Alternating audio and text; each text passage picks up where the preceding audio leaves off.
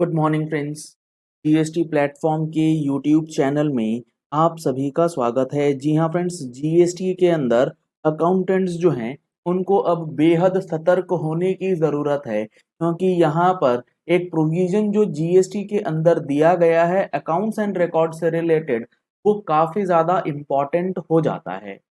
यहाँ पर आपको सेक्शन 35 जो अकाउंट्स एंड रिकॉर्ड्स की बात करता है, इस सेक्शन के अंदर एक सब सेक्शन है, सब सेक्शन 6, जो इस चीज की बात कर रहा है कि अगर आपने बुक्स एंड अकाउंट्स नहीं रिकॉर्ड किए और आपके इंस्पेक्शन में कोई ऐसा गुड्स मिल जाता है जो अकाउंटेड फॉर नहीं है, तो उसके ऊपर क्या कार्रवाई करी जाएगी। ये तो आपने अगर अकाउंट्स नहीं मेंटेन करे और आपको गुड्स पकड़े गए अनअकाउंटेड, लेकिन जो अकाउंट्स एंड रिकॉर्ड्स आपको सेक्शन 35 के अंदर एज मेंशन अंडर रूल 56 बताए गए हैं, अगर आप वो अकाउंट्स एंड रिकॉर्ड्स नहीं मेंटेन करेंगे तो आपके ऊपर स्ट्रेट फॉरवर्ड पेनल्टी जो है वो भी लगाई जा सकती है। इसकी चर्चा, इसकी एनालिसिस हम लोगों ने अपने प्रैक्टिकल जीएसटी कोर्स के अंदर आपको बहुत अच्छे से समझा दिया है।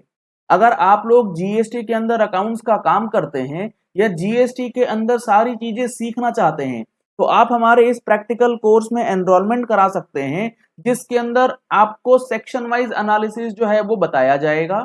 साथ ही साथ आपको प्रैक्टिकल अप्रोच में किस तरीके से काम करना है वो सारी चीजें अलॉन्ग विथ रिकॉर्डिंग्स जो है अवेलेबल करवाई जाएंगी। तो दिए गए नंबर्स पे कॉल करके, व्हाट्सएप करके आप अपने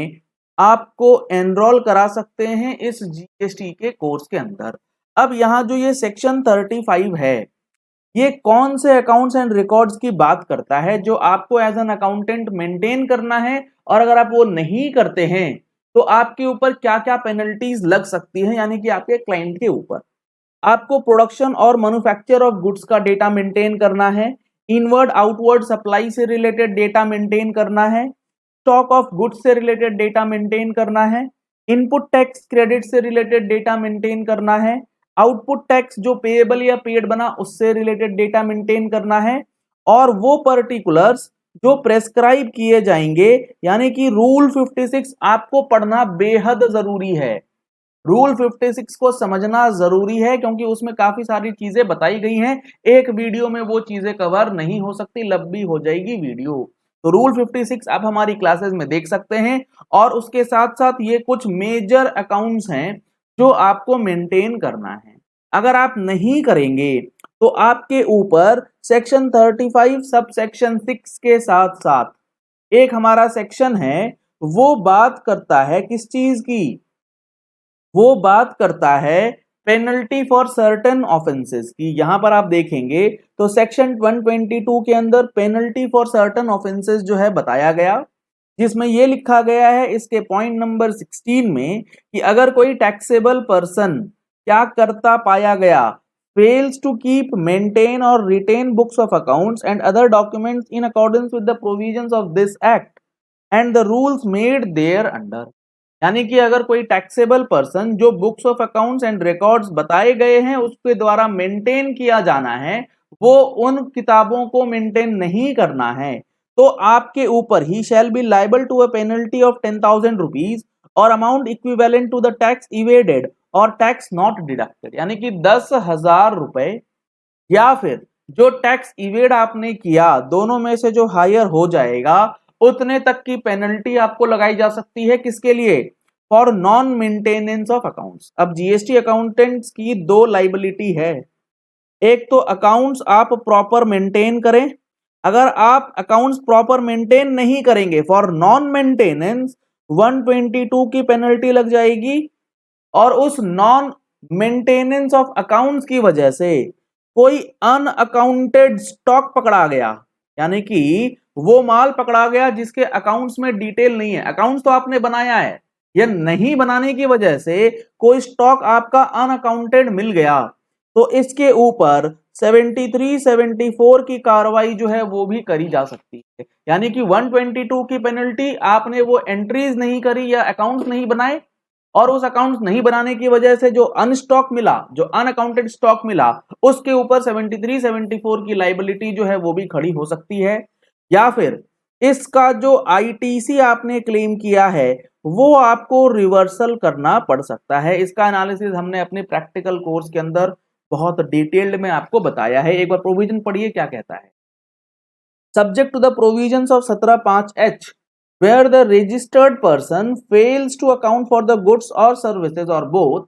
in accordance with the provisions of subsection 1, यानी कि 35(1) के अंदर जो अकाउंट्स एंड रिकॉर्ड्स बताए गए, अगर कोई रजिस्टर्ड पर्सन या उसका अकाउंटेंट नहीं मेंटेन करता है वो डिटेल्स, तो the proper officer shall determine the amount of tax payable. तो प्रॉपर ऑफिसर की जिम्मेवारी क्या है कि वो amount of tax payable determine करे ऑफ द गुड्स और सर्विसेज और both that are not accounted for, और वो उस गुड्स को जो अकाउंट फॉर नहीं किया गया है उसका टैक्स पेएबल डिटरमाइन करे, ये मानते हुए एज इफ सच गुड्स और सर्विसेज और both had been supplied by such person, वो मानते हुए कि आपने वो माल ऑलरेडी बेच दिया है और सेक्शन 73 74 की पेनल्टीज जो है वो लगाई जा सकती है। ये कार्रवाई जो होगी वो होगी subject to the provisions of 17(5)(h। अगर आप ये जेन्युइनिटी प्रूफ कर देते हैं कि नहीं भैया हमारा अनअकाउंटेड स्टॉक नहीं है, हमसे वाकई में ये गुम हो गया है, तो रिलेटेड आईटीसी आपको जो है वो वापस करना पड़ता है। तो कुल मिलाकर के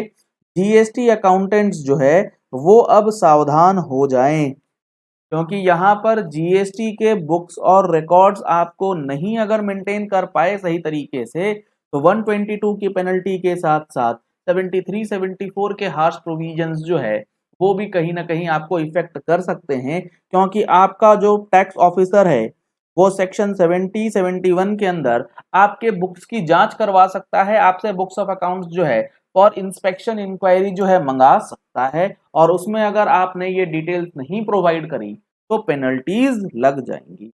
चलिए इस वीडियो को यही एंड करते हैं। आशा करते हैं आपको अकाउंट्स एंड रिकॉर्ड से रिलेटेड जो अकाउंटेंट्स की जिम्मेवारी है उसकी पूरी इंफॉर्मेशन अच्छे से समझ में आ गई होगी।